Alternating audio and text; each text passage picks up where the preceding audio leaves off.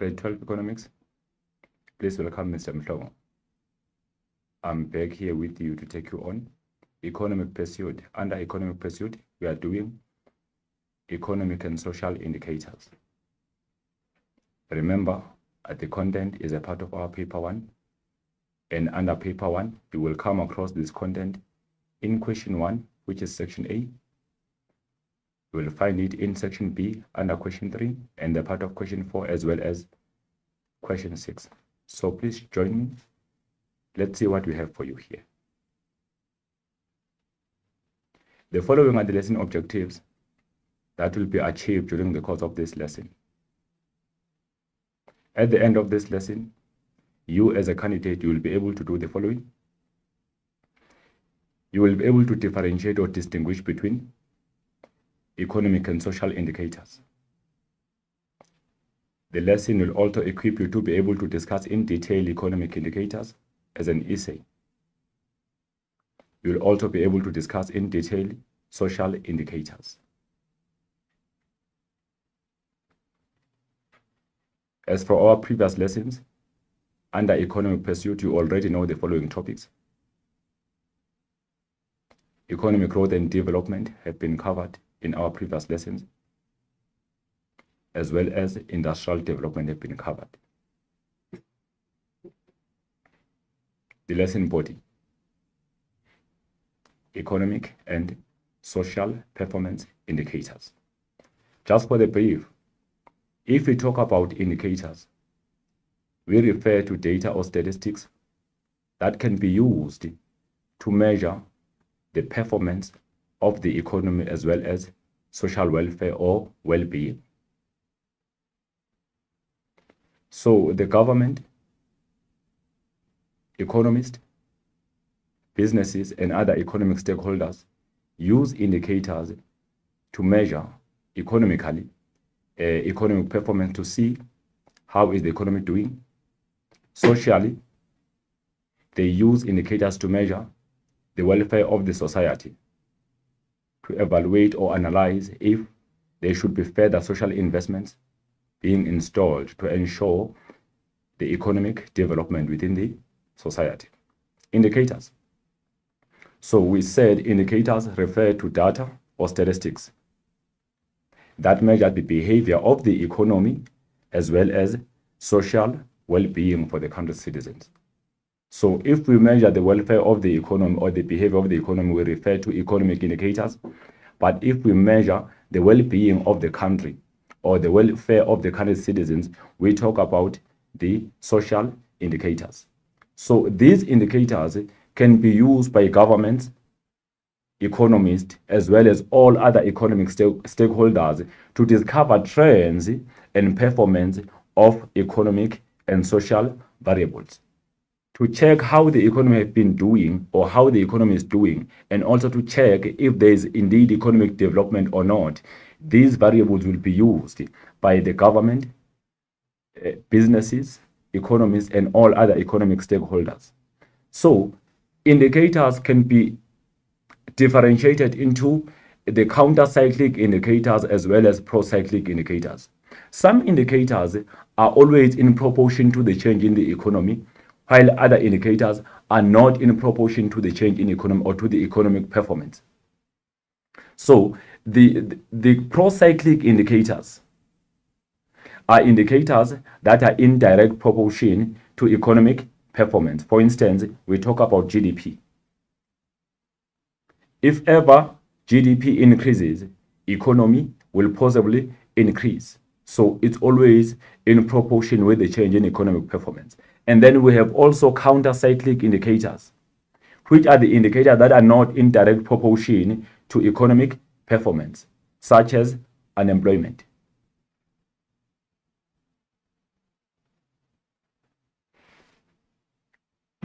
Economic indicators now.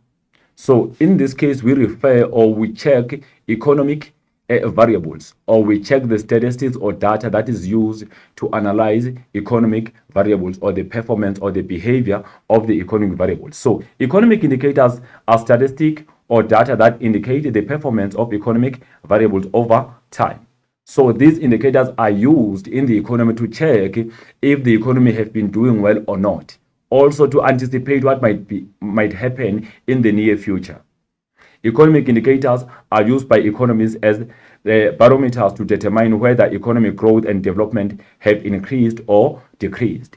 So the benchmark or the trends are simply used focusing on economic indicators so that they can be able to measure the current state of the economy, so that they can be able to even to anticipate what is likely to happen in the economy if they look at economic trends. Those economic trends are measured through economic indicators or economic variables. The change in economic indicator has a huge impact on government's decision making when planning the main budget. Yes, these indicators, as they change, they inform the government's decision making. For instance, if ever there's been a decline in economic growth drastically, the government should plan to improve investment in the infrastructure or improve support to businesses so that there will be a little bit improvement in terms of the economic growth. Therefore, it is the fact that the change of indicators have a huge impact on the government planning its main budget. Economic indicators also have an influence on how the state implement economic policies. Yes, the change in economic variables or indicators will always have an impact on how the government will be using its economic policies. For instance, if ever we come across increased inflation, automatically the government and the Reserve Bank will plan to ensure that they curb or they combat inflation by doing that, by applying restrictionary monetary policy and restrictionary fiscal policy.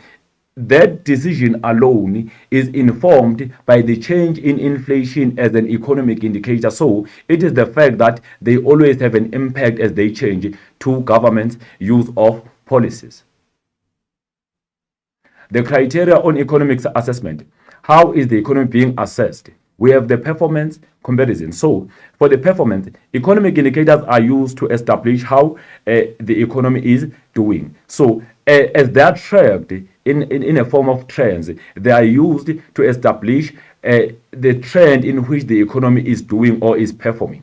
And then comparison. Statistics use collect data and use it to make comparisons from from which to draw conclusions. So we talk about statisticians that are using these indicators. They collect data and compare from time to time. Numbers from quarter to quarter and year to year are important to compare changes in economic variables. So as we compare changes in economic performance, we use from one quarter to another, and also we use from one year to another. Then the comparison can be done in terms of comparing changes in numbers. Then we can say there has been a growth in a particular economic indicator or in economic growth, or there has been a decline because the comparison have done from maybe a quarter to another quarter or from a year to year to check the previous performance of the economy and the current performance of the economy. That is done through comparisons. Specifications. To make meaningful conclusions, it is necessary to use internationally agreed upon benchmark when compiling indicators.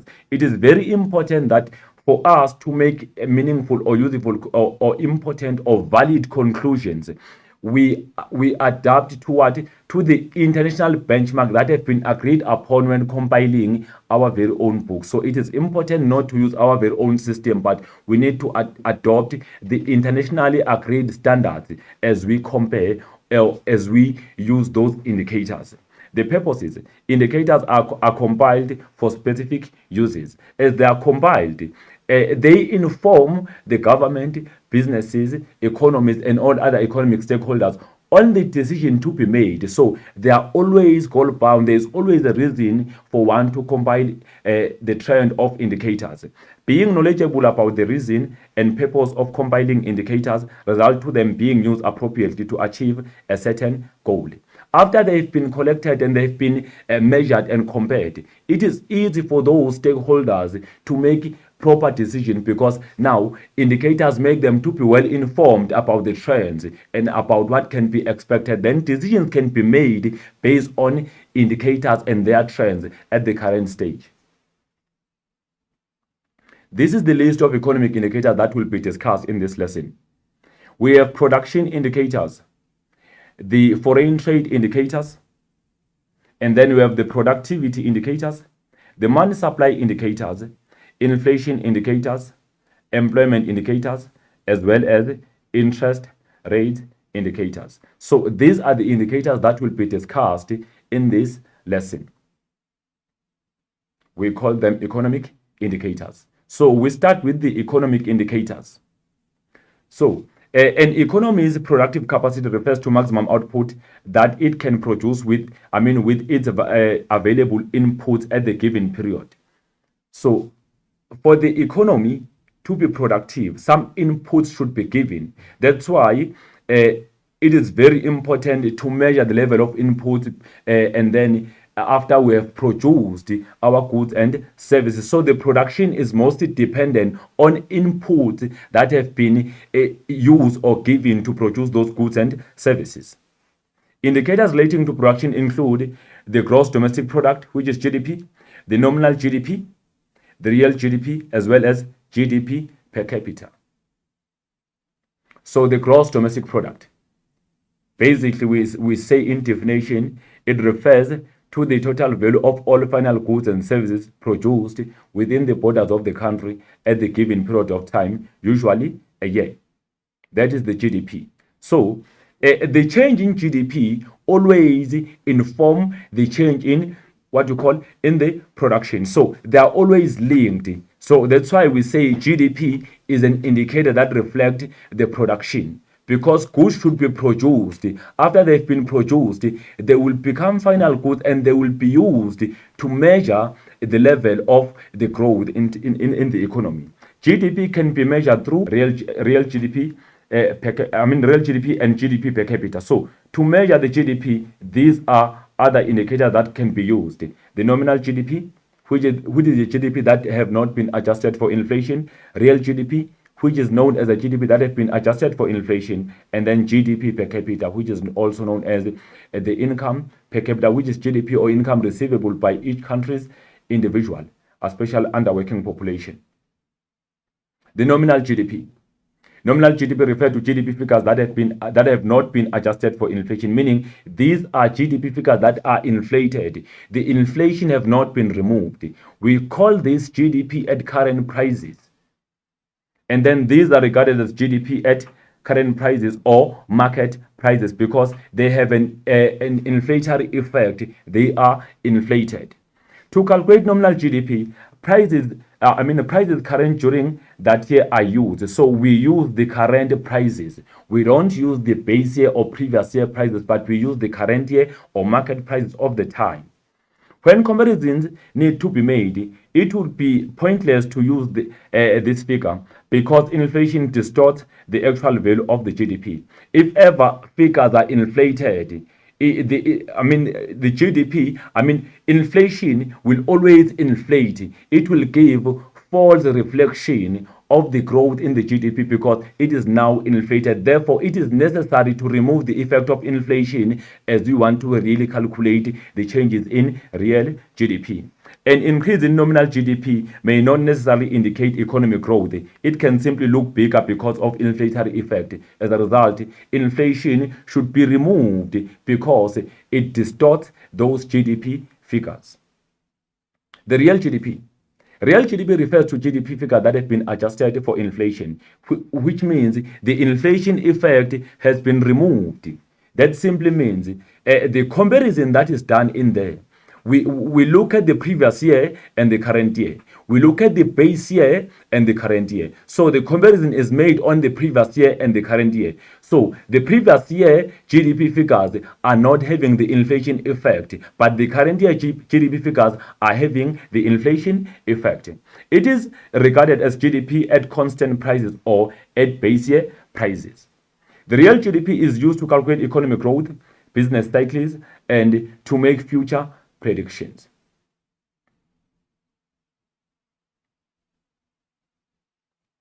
So real GDP is considered to be more accurate than the nominal GDP because the real GDP does not have any inflationary effect, while nominal GDP is having the inflationary or inflation effect. An increase in real GDP may result to increased economic growth, which can decrease unemployment, increase establishment of new businesses, and profits by businesses. And then GDP per capita. And the GDP per capita is the real GDP divided by the total population of the country. It is used to indicate standards of living. So if the GDP per capita is more, that simply means living standard is also higher. But if GDP per capita is lower, that means standard of living is also higher. So it is used to indicate standard of living, to compare the standard of living and indicate the level of economic development. So we know that if ever the income earned by people is lower, people will find themselves not even affording their basic needs, which will simply mean they will be living within the poverty or below the poverty line. At the same time, their standard of living will be very low if ever they cannot afford their basic needs. So the level of income is a very important indicator, or GDP per capita or income per capita is a very important indicator to indicate the social development or the level of economic development or social welfare or social well-being. An increase in GDP per capita reflects an increase in the standards of living for countries' population. If ever a GDP per capita or income per capita increases, that simply means people will be living within civilized standard of living. People will be able to escape poverty because with more income, people can afford to buy goods and services that are necessary for living. The decrease in GDP per capita reflects a decrease in standard of living for countries' population. As the GDP per capita declines or income per capita declines, that simply indicates that the standard of living for countries' population is also declining, which can lead to people living below the poverty line or along the poverty line, which will simply indicate that the level of development in the country is very much low if people are not living within the civilized or improved standards of living. Then the second one is inflation indicators or inflation rate indicators. We know that inflation is defined as a significant and sustained increase in the general price level of goods and services over a period of time. So that is the inflation. When the prices of goods are increasing consistently, that can be regarded as inflation. And then increased inflation has an effect of decreasing the buying power parity or purchasing power parity. Yes, as inflation increases, what happens? The money we possess loses its buying power because it can afford less goods and services within the market. As a result, then that is meant to be the decline in buying power parity of money, or the decline in the purchasing power parity of money. The South African Reserve Bank, SRB, monitors inflation rate through monetary policy. The aim is to keep it within the target range of between 3 to 6%. So our SARB, or South African Reserve Bank, uses its monetary policy instruments to keep inflation rate within its target range of between 3 to 6%. We know that in case the inflation goes beyond the target, maybe goes to 6.5% or 7%, Reserve Bank will intervene by applying contractionary or restrictionary monetary policy to ensure that the quantity of money in circulation decreases so that people cannot demand more goods and services. That is mainly done if ever the inflation of the time is the demand pull inflation caused by the excessive demand while there's a lower supply of goods and services.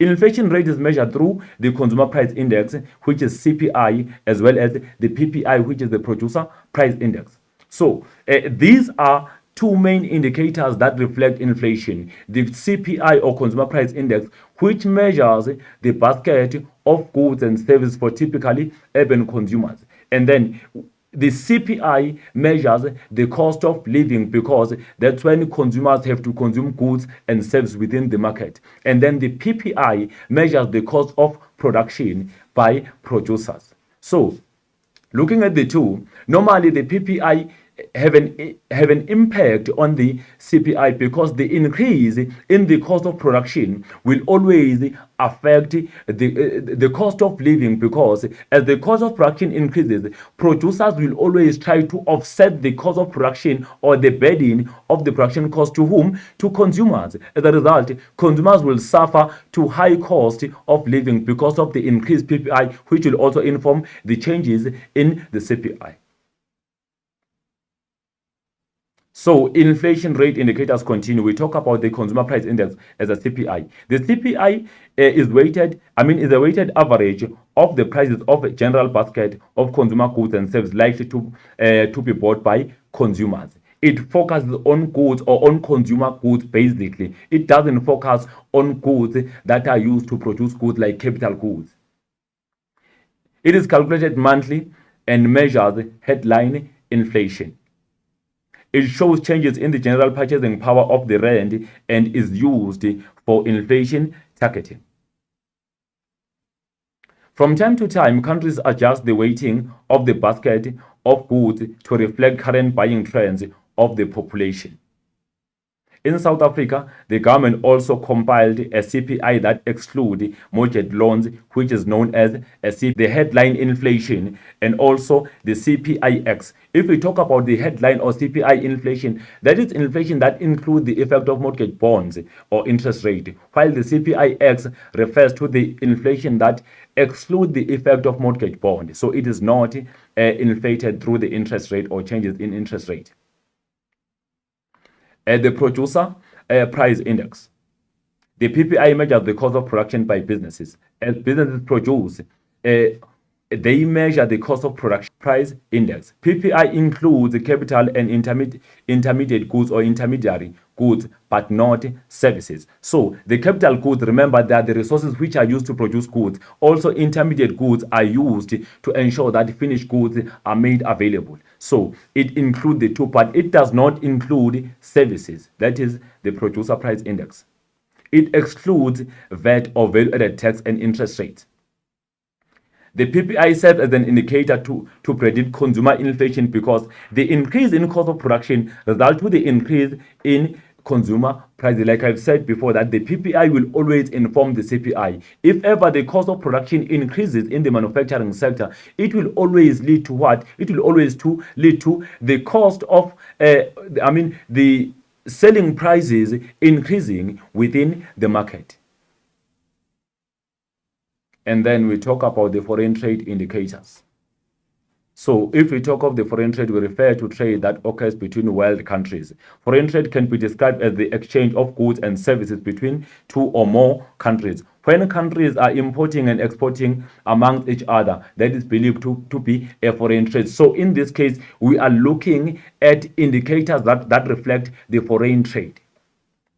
Foreign trade indicators measure the country's competitiveness in the foreign markets. So it measures how the country is competitive in the foreign market as it trades with other world countries.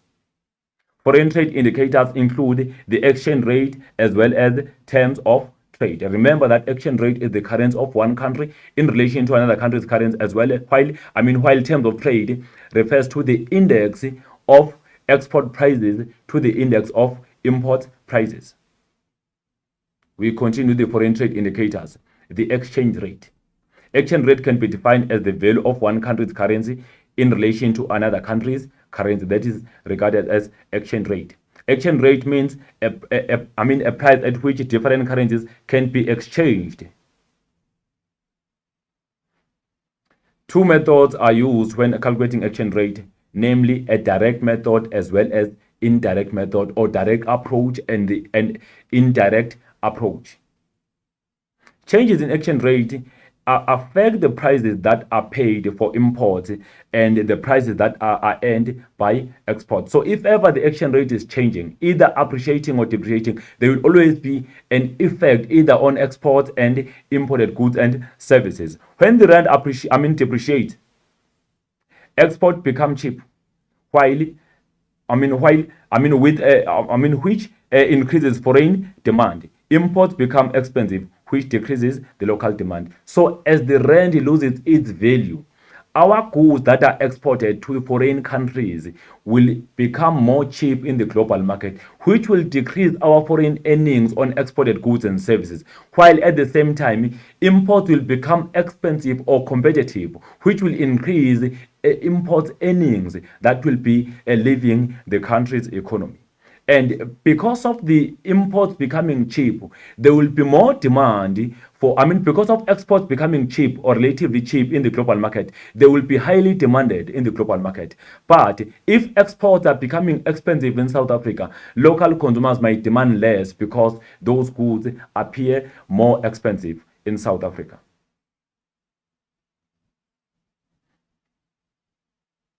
The local demand. So as the rand appreciates, or as the rand gains the value or gains the strength, exports will become competitive or expensive. That will mean what? That will mean as a country will be having more net exports of foreign earnings on exported goods and services. And on top of that, something might happen inversely. As the rand appreciate, our goods that are exported appear expensive. Then the demand for exported goods from South Africa will decline or will decrease because our goods are now expensive in the global market. While as our exports become expensive, what will happen to imports? Imports will become relatively cheap in South Africa, for which local consumers might demand more on imported goods and services. Exchange rate is a very important foreign trade indicator as it influences the inflow of imports and the outflow of exports. So it is very important because it is a key indicator that influence the inflow of goods from other countries and the outflow of goods from South Africa. It also informs the incomes to be receivable in a form of the foreign currency into the country. Appreciated exchange rate weakens the country's balance of payment, while depreciated exchange rate strengthens the country's balance of payment. How does this happen? If ever the currency appreciates, that will lead to foreign consumers not demanding more of our exported goods and services, which will mean our goods will not be on high demand abroad. While if our currency appreciates, remember, their currency is depreciating. That simply means imports will appear relatively cheap in South Africa, while export or South African exports will appear expensive. So local consumers will be demanding a little bit of more imported goods because they are affordable and cheap, while our exports will not be highly demanded. Then imports might end up being more than exports. As a result, the trade balance in the current account will be affected negatively, and also the current account as a whole might be affected negatively. Then the entire balance of payment will be negatively affected, which will increase or stretch what we call the balance of payment. And then we continue with the foreign trade indicators. So we are now on the terms of trade. Remember, we said terms of trade refer to the index of export prices to the index of import prices, or the ratio of export prices to the ratio of import prices. So this is the index I'm talking about. Changes in export and import prices has an influence on terms of trade. If ever export prices are increasing, that is a good effect on terms of trade. Our terms of trade are likely to increase if our export prices have increased. But if our export prices decrease, our terms of trade are likely to decrease. However, that only occurs for the short run, because if our export prices are increasing, then the high for the short run. In the long run, the demand on exported goods will decline. So changes in export prices and import prices has an influence over terms of trade. The increase in export prices has a temporarily increasing effect on terms of trade because the demand for export is likely to decrease in the long run. As our exports become expensive in the global market, their demand will be decreasing in the long run. But in the short run, we will be benefiting because our terms of trade will be increasing. Changes in terms of trade may spill over to the balance of payments. If terms of trade decrease, it may cause deficit. And then we move to employment rate and unemployment rate. So we have economically active population or labor force, employment rate, and unemployment rate. These are three indicators that reflect the employment and unemployment. Economically active population. So in this case, we talk about people or individuals aged between 15 to 64 who are willing and able to work. We are not talking about people that are not willing to work anymore, people that have given up. And then economically active population is also known as labor force. EAP or economically active population includes individuals who are employed in a formal and informal sector. Both sectors are included. Self-employed, and unemployed who are actively seeking for employment opportunities. So that is the composition of economically active population. Those are people employed in the formal and informal sector, self-employed individuals, unemployed people who are actively looking for a job and willing to work in any sector. We continue. The employment rate. Employment rate refers to the number of employed persons expressed as a percentage of economically active population. Then we come across employment rate in there. The formula will be displayed. Employment rate data is used to determine the following: labor productivity, employment rate in the different sectors, structural changes, income per worker. So we check the labor productivity as an individual, employment rate in different sectors, and income per worker that is received. Other important employment rate equals to number of employed persons or people divided by economically active population multiplied by 100 over 1. Then in that case, we come across the employment rate. We continue with the employment indicators, the unemployment rate now. So unemployment rate refers to all economically active population or persons who have been active looking for a job but they cannot find one. Those are people that are active looking for a job and they are all economically active. They are willing to work. They've been looking for a job but they cannot find one. So those people are the part of the unemployment population, or people that have given up on looking for a job and those that are still looking for a job but cannot find one. So that is regarded as an expanded unemployment. Unemployment rate is calculated as follows. We say unemployment rate equals to number of people unemployed or unemployed people divided by economically active population multiplied by 100 over 1, and then we get the unemployment rate in there. So we get to determine if South Africa is standing on 35% of unemployment in terms of the narrow, or is standing on 40% or 45% in terms of the expanded unemployment. Three methods are used to calculate unemployment. They include census, surveys, and registration to the Department of Labor.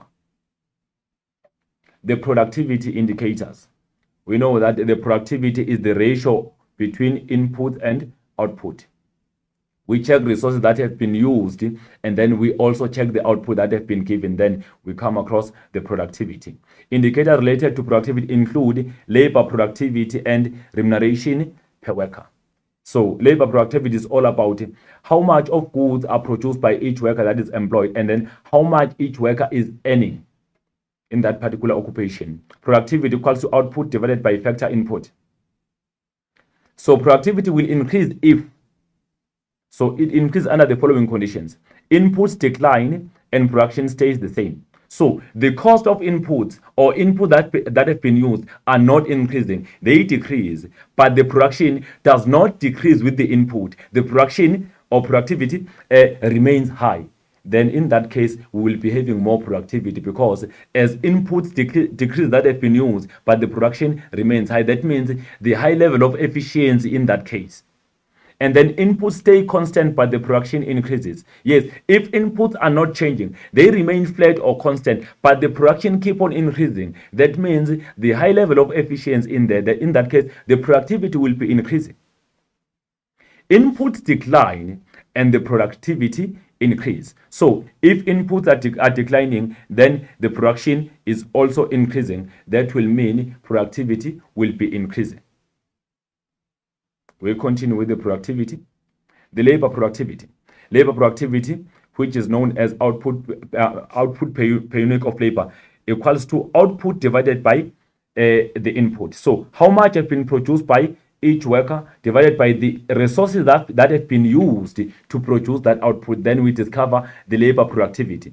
And then productivity indexes are published by National Productivity Institute, NPI. Labor productivity will increase if the output per worker increases in a given period of time. So the labor productivity will always increase if the output produced by each worker is also increasing. Then that will mean labor productivity is also increasing. Labor productivity can be expressed in in volume terms or monetary terms. So it can be expressed in terms of the quantity produced by labor or the monetary value. How much that can it worth that has been produced by that particular labor. The output per worker. total output divided by total employment. So labor productivity expression, the total output per worker that has been produced, and then total output divided by the total employment. Real GDP per worker, how much that has been produced by each worker. We continue with the productivity indicators. Remuneration per worker. So in this case, it is very important to note the following. If ever the wage for a worker increases faster than the production, that can lead to inflation effect, because producers will always offset the burden of production or the cost of production burden to the consumer. That will always lead to the inflation. The ratio between the increase in wages and the increase in productivity is a very important indicator. So if wages are changing or are increasing, it is very important that also the productivity increases. So that is very important. Unlike when the wage is increasing but the productivity is decreasing, that will mean there will be inflator or inflation effect in that case in the economy. An increase in the unit labor cost will result to the reduction in profitability. If the unit labor cost is increasing, then the profit earned will be declining. If the increase in real wages is greater than the increase in productivity, so if the increase in real wages is increasing faster than the increase in productivity, inflation can increase and affect the economy negatively, because now wages are increasing faster but the productivity is increasing very, very slow, meaning most of income is used, most of resources are used on inputs. They are used on paying for labor, paying for all of these inputs, but the production or output is relatively less, and then businesses will always offset the cost or the burden of production cost to the consumer. Increased productivity is required for countries for the country to compete globally. It is very important for the country to have increased productivity so that it can be very much competitive in the global market. Interest rate indicators. Interest rate refer to the price of borrowing money. Whenever one is borrowing money or taking a loan, interest rates are payable into the commercial bank. The main factor used to determine the interest rate is repo rate. So this is the one which is the interest rate charged by South African Reserve Bank or central bank to commercial banks as they borrow money to create money.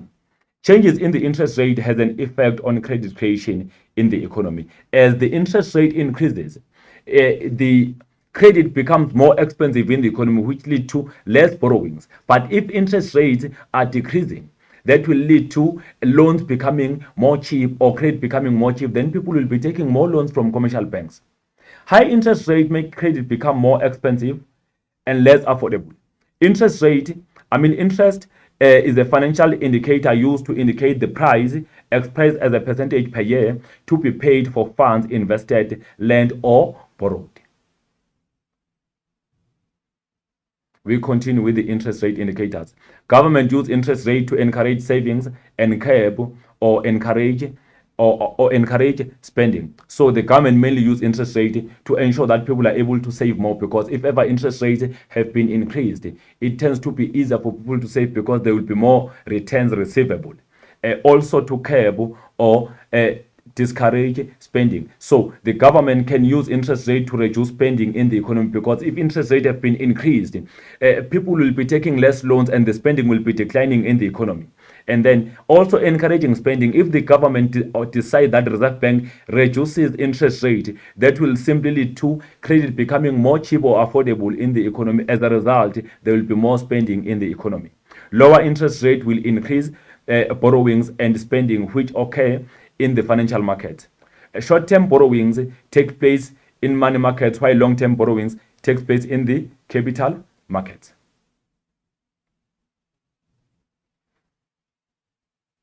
Then these are types of interest rate, which are namely repo rate or repurchase rate.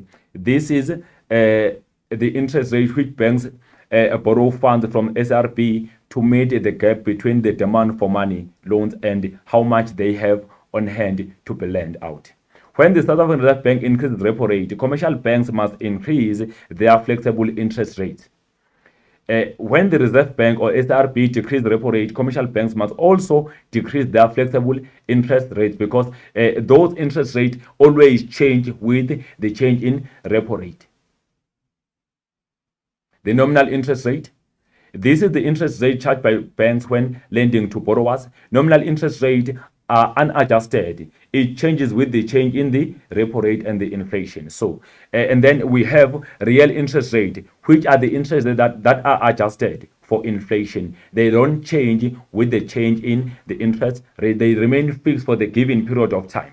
And then the prime rate. This is the interest rate that is charged by a commercial bank to their potential clients. It is believed to be a lower interest rate charged by commercial banks to their potential clients, which are normally their most prominent and stable business clients. And then money supply indicators. Money supply refers to the total stock of money in the circulation. So it's the flow or circulation of money in the economy. We know that money supply is one of those indicators which are very important to measure some of indicators, and it is having a huge impact on the change in inflation, because as people have access to money, they demand more goods and services. That can lead to more demand demand pull inflation, when there is more money chasing very few goods in the economy. Money supply is informed by changes in the monetary policy and fiscal policy, as the Reserve Bank intervened by applying expansionary monetary policy that will lead to more money supply in the economy. As the government intervened by applying expansionary fiscal policy, there will be more money supply in the economy.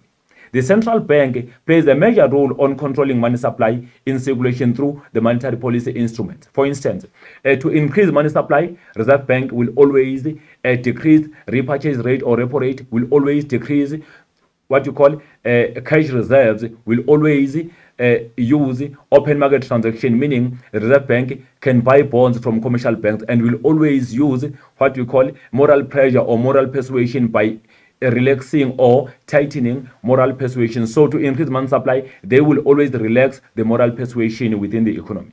Increased money supply results to more money chasing few goods and services in the economy, which have an inflation effect. So it will lead to more inflation, which is known as the demand pull inflation. Stabilizing money supply is one of the main objectives for the South African Reserve Bank, to ensure that money is not very much available in the economy, because it can lead to more pressure in the market, whereby people will be demanding more goods that are not made available. It can that can lead to inflation, and also lead to more imported goods and services flowing into the country because of more money being available. Money supply is classified in 3 categories. We have M1, M2, and M3. If we talk of M1, we refer to banknotes and coins in the circulation and demand for deposits of the domestic private sector. And then M2, we talk about M1 plus other short-term and medium-term deposits of the domestic private sector. And then we have M3, which is all about M2 plus long-term deposits of the domestic private sector. So these are indicators that reflect economy. We call them economic indicators. And then we move to social indicators. So in this case, we are no longer measuring the changes in economy. We are no longer using the data or statistics for economy. We use the statistic or data to measure social welfare or social development. We measure the behavior of the society. We measure the standards of living for the society by using social indicators. They are very important for the government to measure if investments should be increased or decreased, especially social investments. So these indicators include demographics, they include health indicators, they include services indicators, they include nutrition, education, housing, as well as urbanization. These are believed to be social indicators. So, social indicators are statistics that measure the level of social development and human welfare within the country. So, those are simply social indicators. They measure the level of social development and human welfare within the country, or social welfare within the country, to check, are people having access to basic needs? Are people having access to healthcare facilities?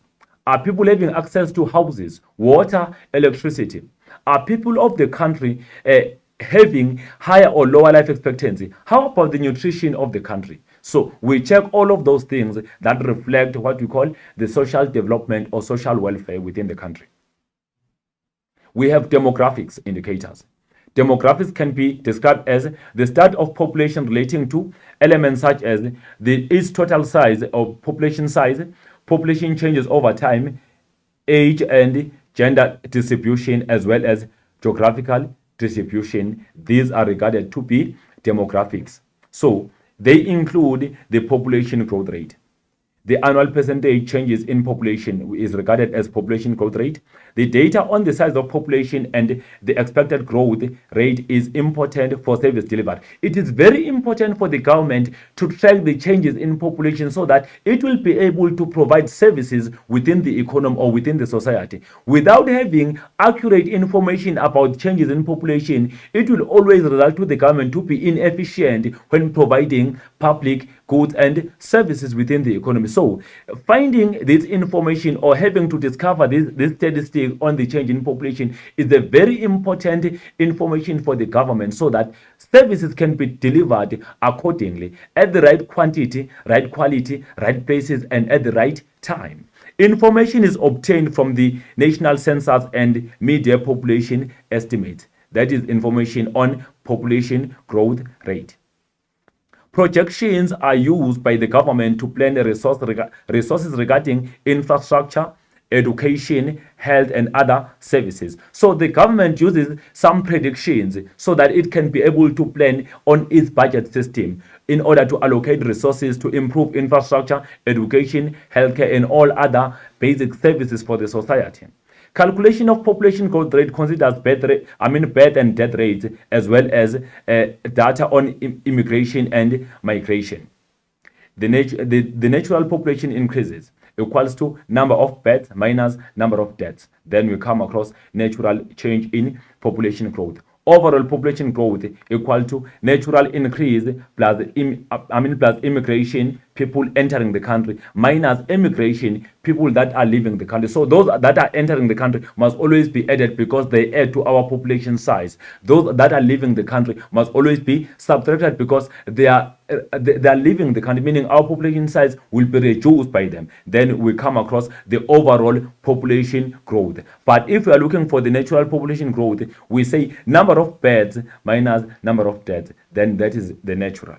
The lower population growth rate in South Africa are contributed to the drop in birth rates as well as the increase in death rate because of HIV and AIDS. We have seen also the effect of COVID-19 resulting to the drastically decrease in population size in South Africa because there are so many deaths that were reported in the country. Dependency rate.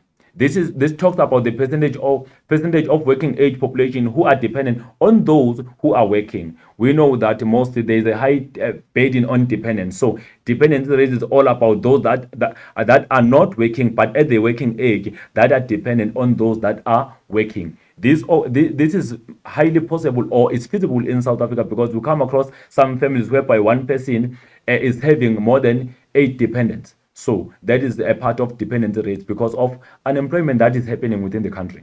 And then South Africa has a high dependency rate due to high level of unemployment figures, especially unemployment of youth. So most of the youth is unemployed. So there are so many contributing factors to that. So that lead to the dependency rate because one person might be employed in the family while there are so many dependents that depend on that particular person to provide for them.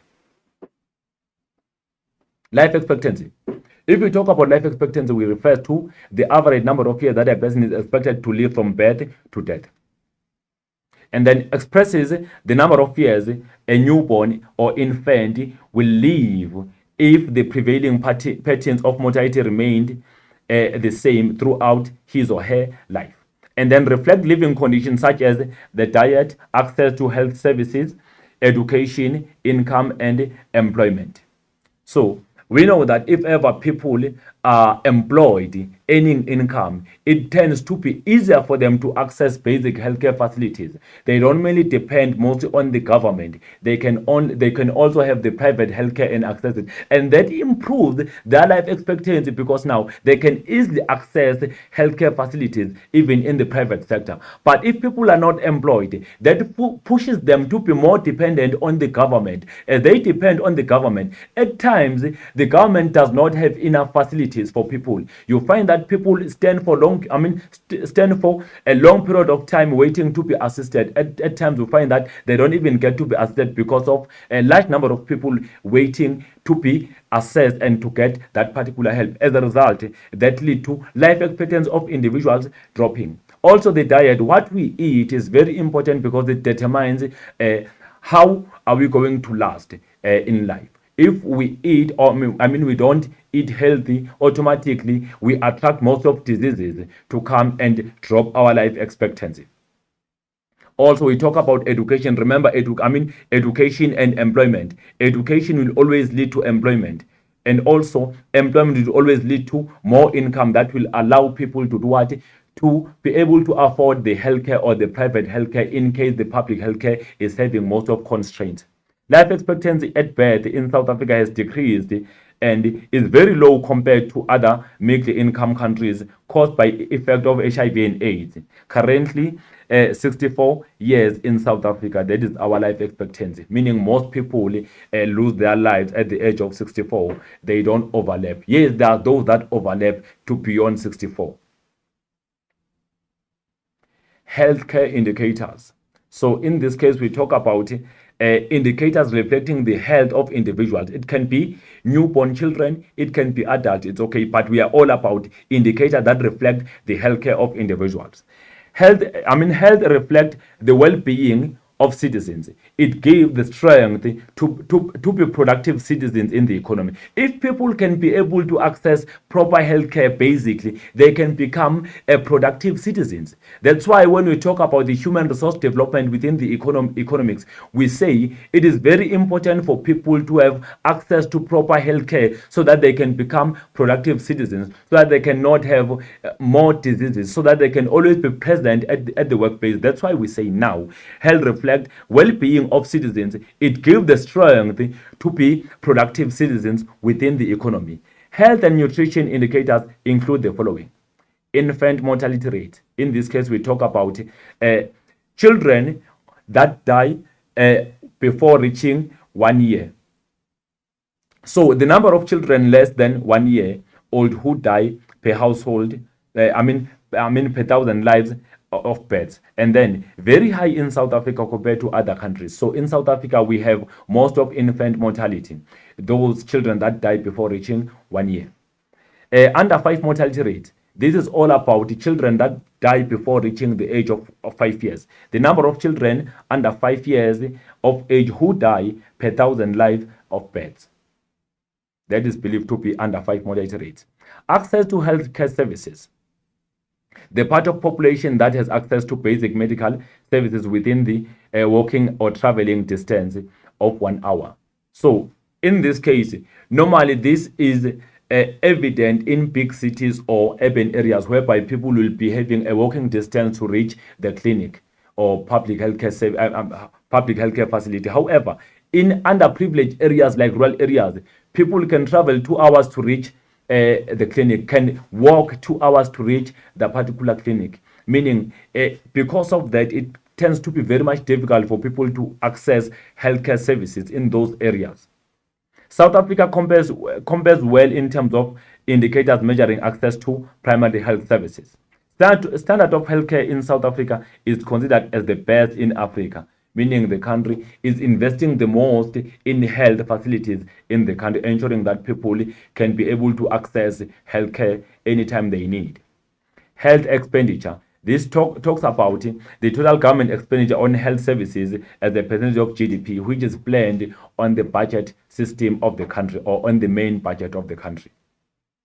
Access to clean water. We know that if people can access clean water, it tends to be easier for them to be healthy. But if there is no clean water, if people are using water in dams, then that can lead to more diseases that people can attract. The percentage of population that has reasonable access to safe and clean water. Access to sanitation. So if we talk about this indicator of access to clean water, then in big cities and urban areas, we come across people having access, about 99% having access to clean water and clean running water. But in some areas that are neglected, like rural areas, we come across about some people that are still using running water from dams or from rivers that are not really cleaned. So that attract more diseases for them. Access to sanitation. Percentage of population that has sufficient access to sanitation to prevent human, animal, and insect contact. And then malnutrition. Malnutrition contributes toward child mortality rate. One of the most important indicators is the number of new cases of severe malnutrition in children under 5 years, expressed in two ways: weight for age, which is underweight. This is indicated by the child being found weight less than 60% of the estimated weight for age. And then we also talk about height for age, which is believed to be the stunting or dwarfism. Overweight children or obesity. In this case, we talk about children that are very much overweight than at their age. There is a link between obesity in childhood and high prevalences of diabetes, respiratory disease, high blood pressure, and psychological disorders. So if ever a child is overweight, it is simple for that child or individual to attract diseases. Being overweight can lead to adverse health conditions which affect people's ability to work and take care of themselves. Education indicators. So in this case, we refer to indicators related to education in a form of primary education, secondary enrollment, and the youth literacy. A high level of education is required for long-term economic growth and is the key to a country's development and prosperity. It is very important for the country to invest the most in education so that people can acquire skills, so that people can be able to establish their very own businesses, so that people can be marketable and employable within the labor market. So without that, it tends to be difficult for people to be employable and marketable. As a result, the economy of the country will be undermined because it depends the most on the skills that are owned by individuals within the country. Education is crucial to improve skills and standard of living for people or citizens. Remember, if one is educated, it is simple for the individual to get employment. At the same time, that can lead to more income or income received as well as improved standards of living. Educated nation is marketable, creative, innovative, and productive. Yes, if ever the nation invests the most in education and that is used efficiently by those people, they will be marketable, they will be creative, they will be innovative, and also they become productive citizens. As a result, the GDP of the country or economic growth will always be positive because of that.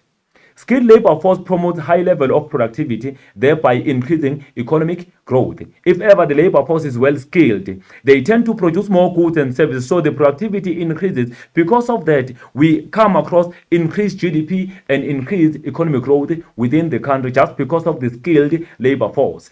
Investment in education is a long-term social development which has a massive impact into the country's economy. Once the government invests the most in education and monitor that, it will always be easy in future for the country to be able to establish its own things. It will be innovative, it will be creative, they will be productive citizens because of skills, and industries will not be outsourcing labor, but they will be employing within the country because the labor of the country is well skilled.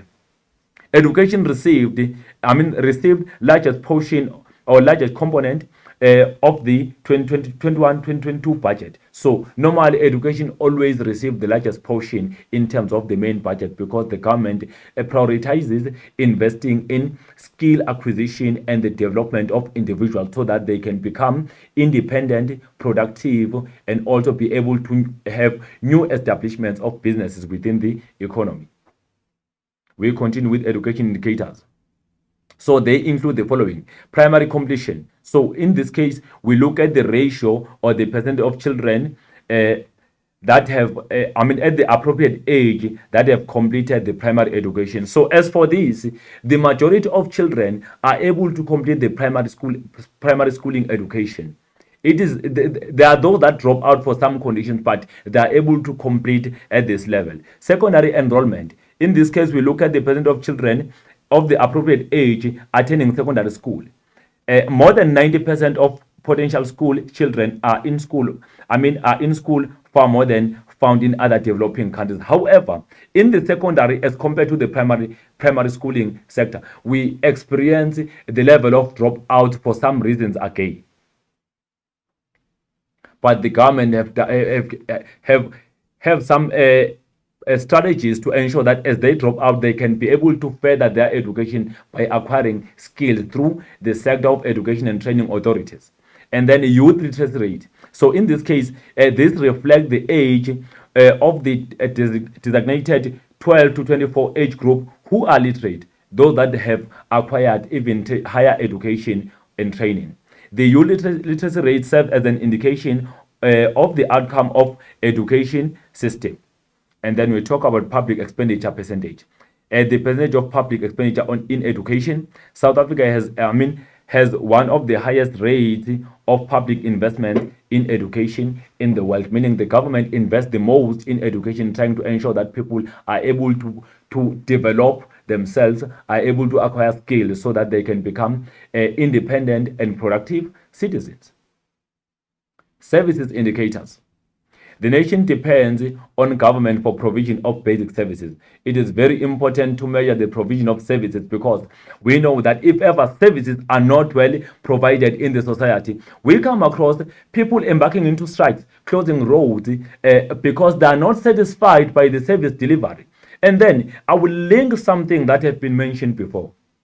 The service delivery mainly depend on the information that is provided to the government through data in a form of social indicators. If ever the population size is not accurately calculated to the government, that will always lead to inefficiency provision of public services, and that will lead to social unrest because services will not be provided at the right quantity, right quality, right time. So if ever there is accuracy in terms of numbers as they collect the population growth rate and population size, it will always be easy for the government to plan properly as it allocates funds through the budget system in South Africa. The nation depends on the government for provision of basic services. The efficient provision of public services improves standard of living and economic development of the country's citizens. If ever the government provides public service efficiently in the society, that will always lead to improvement of social welfare and social well-being. Then there will be more standard of living or improved living standard for the country's population. Indicators relating to service include the following: refuse removal and sanitation. So, more than half of the households in South Africa have access to refuse removal by local government services or dumping sites, excluding rural communities. We know that in urban areas, the refuse removal is done appropriately by the local government, and that is conducted or done in weekly basis. And then in rural areas, we know that there are some constraints in terms of that, so they are not included. The population has increased over the past years in South Africa. Water supply. In 2018, according to the Stats SA, 89% of South Africans had access to clean and safe water. So this simply talks about the population of the country that have access to clean water. So we exclude in this percentage those people in some areas that are neglected, whereby people are still using water from dams that are not even cleaned. This is average percentage of people in urban and rural areas who can access clean water. And then improved water resources refer to adequate amount of water from sources such as household connection, taps inside the yard, protected springs, and rainwater collection. Every household is also entitled to receive 6,000 liters for free in a monthly basis in South Africa. Electricity. In this case, we refer to the population of the country that have access to electricity. We refer to the households actually. The percentage of households connected to the main electricity supply also increased to 84.7% in South Africa, according to NERSA, which is National Energy Regulator of South Africa. South Africans pay relatively low prices since Eskom is a state-owned entity. So remember that Eskom doesn't charge prices of electricity according to the market. So they use prices that are regulated by the state or the government. The free basic electricity program has been implemented whereby people earning below a certain income bracket receive prescribed kilowatts per month. Every household is also entitled to 6,000 liters of water in a monthly basis. That has been mentioned before. The housing. So housing and urbanization indicators. So this indicator measures a number of people or household that have access to proper housing in South Africa. In this case, we exclude people that are not having houses, those that are living within informal settlements. So significant portion of South Africans are poor and cannot afford to buy residential property for themselves. In that case, the government intervened to facilitate the provision of houses for those people that are unemployed and those that are to access free or public houses under RDP program by the government. Government facilitated home ownership by means of subsidy system and loans from the private sector. The government make provision of housing subsidies to its employees, and also under private sector, they also make the provision of mortgage bonds or loans to those people that can qualify to buy houses for themselves to improve the level of house or home ownership in South Africa. More than 3 million subsidized houses have been handed over since 1994. The number of houses completed is a very important indicator of service delivery to the disadvantaged people in South Africa. We know that the government tried by all means to ensure that houses are built for those people that cannot afford to buy houses for themselves. And then they are mainly provided by the government to those community settlements that are waiting for the approval by the government authorities. Urbanization.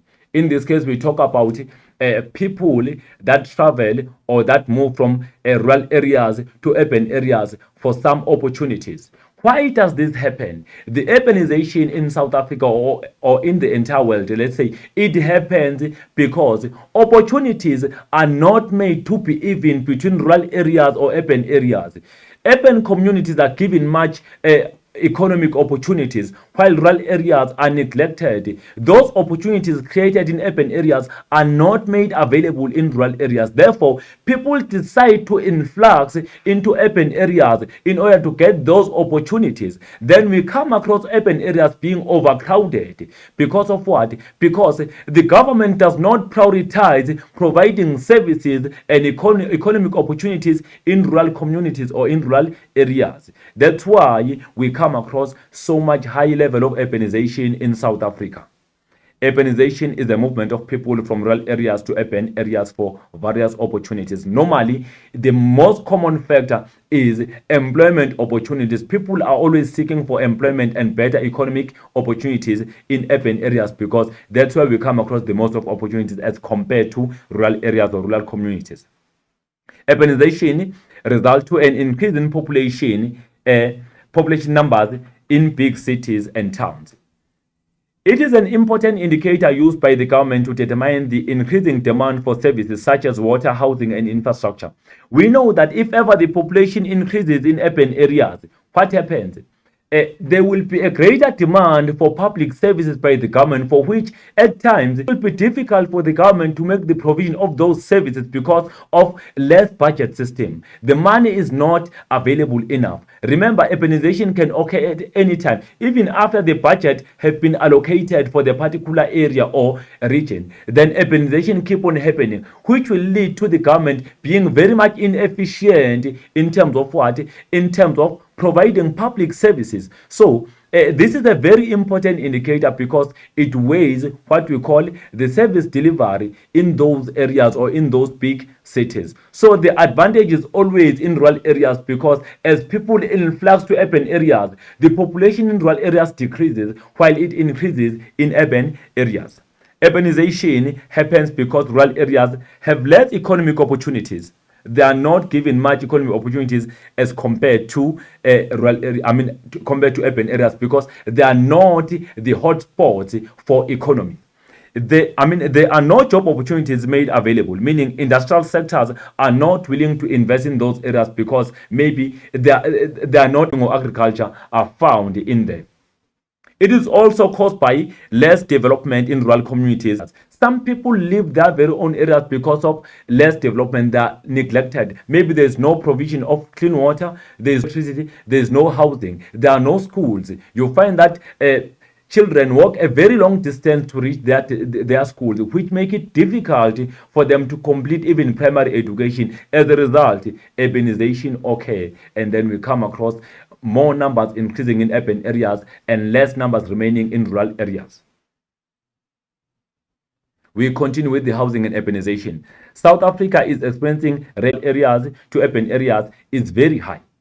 The rapid urbanization has resulted to insufficient services in urban areas. Yes, that's why we always come across people embarking into strike, because the service delivery is very much lower, especially the provision of water, electricity tends to be trapped because the population increases over time. You come across new settlements being created, and that requires the government again to reinforce and install the infrastructure that is necessary, which cannot be done over time. Then people find themselves neglected in big cities, and also they embark into strikes seeking for service delivery.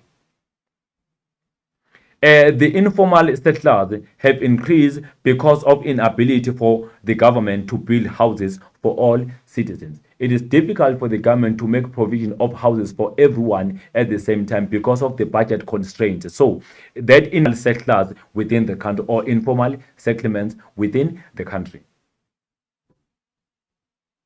And then the international standardization. We are done with the social and economic indicators. Now we look at the international standardization. That is when we check South Africa complying to the benchmark that is used internationally as they compare indicators. Economic and social indicators are so important benchmark on how these indicators should be compiled. Then South Africa as a country should comply to those standardizations and the benchmark that have been set by international organizations such as the World Bank, the International Monetary Fund, as well as United Nations. Benefits from international aid and funding organization might not be given if these indicators are not available or do not show performances warranting aid. And then the following are the three of the most important international organizations involved in the standardization of the international benchmark. We talk about IMF, which is the International Monetary Fund. We talk about the World Bank, and we talk about the United Nations. The standardization continues. The World Bank. The World Bank requires countries, including South Africa, to report on various economic and social indicators. Countries provide updates and the reports on the various economic and social indicators to the World Bank, so that the World Bank will be able to intervene when necessary and assist, so that the World Bank will be able to compare various world countries in terms of growth and development using these indicators that have been compiled through the same standard or the similar benchmark. These indicators are collected and published by the World Bank Group of institutions in the world development indicators and the African development. How much loans it can make available to countries for development purposes. So these indicators are very much important to be collected and be submitted to the Reserve Bank, and also be updated time and again, so that it will be able to plan on its budget and see how much assistance can be given to those countries that are in need in terms of development. United Nations. South Africa conforms to United Nations system in compiling their national accounts. So in this case, we talk about the SNA. You remember, they have to comply with the system of national accounts so that they can be able to be easily compared with other world countries in terms of growth and development. United Nations best known guide of economic indicator is the UN System of National Accounts, like I've said, SNA, e.g. changes to the balance of payments. So whenever countries, the pro-cyclic are in while counter-cyclic are not in proportion to the change in economy. And then we spoke about economic indicators, which included indicators relating to the production, the productivity indicators, money supply indicators, inflation indicators, and then the production indicators, interest rate indicators. Those indicators were discussed thoroughly. Remember, those indicators, according to our 2021 examination guideline, those indicators are the part of our essay. You can come across the question asking you, discuss in detail economic indicators related to the following.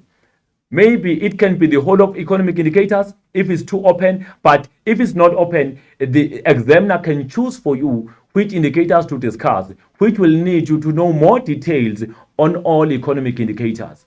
And then we spoke about social indicators to say they are very important for the government to measure the social welfare and social well-being. It is important for the government to know, especially under demographics, the population size so that it can be able to plan and provide public services appropriately to the society so that there can be economic development. We spoke about indicators relating to healthcare, services, sanitation, education, housing and urbanization, etc. Those indicators are very important for the government to track and also for other economic stakeholders to track so that they can see the level of economic development and social well-being or social welfare within the. We spoke about South Africa need to adhere to international standardizations when they compile their indicators.